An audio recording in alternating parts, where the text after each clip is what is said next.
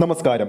നാളെ സെപ്റ്റംബർ 7 മമ്മൂക്ക ആരാധകരെ സംബന്ധിച്ചും സിനിമാ പ്രേമികളെ സംബന്ധിച്ചും അവരുടെ താരരാജാവിൻ്റെ ജന്മദിനമാണ്.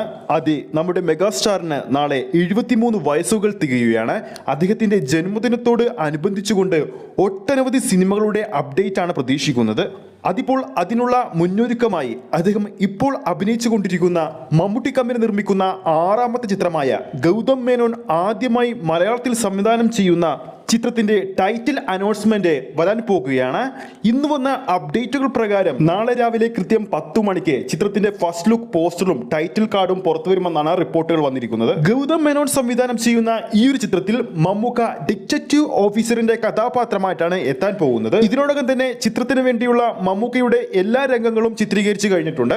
കഴിഞ്ഞ 1-2 മാസങ്ങളായിട്ട് ചിത്രത്തിന്റെ ഷൂട്ടിംഗ് എറണാകുളത്താണ് നടന്നുകൊണ്ടിരുന്നത്. ഇപ്പോഴത്തെ ഈ ഒരു ചിത്രത്തിന്റെ ലൊക്കേഷൻ ഷിഫ്റ്റ് ചെയ്തിരിക്കുകയാണ്. ഇനി ബാക്കിയുള്ള രംഗങ്ങൾ മൂന്നാറിലാണ് ചിത്രീകരിക്കാൻ പോകുന്നത്. ഏകദേശം 3 ദിവസത്തെ ഷൂട്ടിംഗ് മൂന്നാറിലുണ്ടെന്നാണ് റിപ്പോർട്ടുകൾ വരുന്നത്.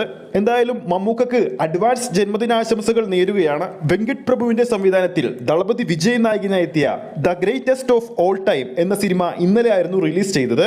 ആദ്യ ദിവസം തന്നെ ചിത്രത്തിന് സമ്മിശ്ര അഭിപ്രായമാണ് നേടാൻ സാധിച്ചത്. എന്നാൽ പോലും ബോക്സ് ഓഫീസിൽ മികച്ച മുന്നേറ്റം ചിത്രത്തിന് കാഴ്ചവെക്കാൻ സാധിച്ചിട്ടുണ്ട്.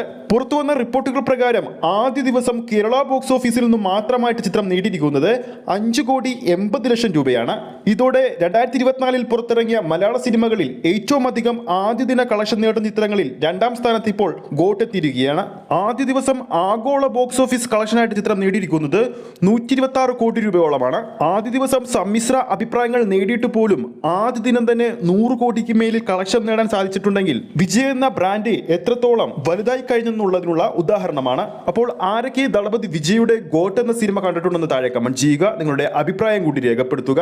വീഡിയോ ഇഷ്ടപ്പെട്ടെങ്കിൽ വീഡിയോ ലൈക്ക് ചെയ്യാനും ചാനൽ സബ്സ്ക്രൈബ് ചെയ്യുന്ന കാര്യം കൂടി ഓർമ്മിപ്പിക്കുകയാണ്.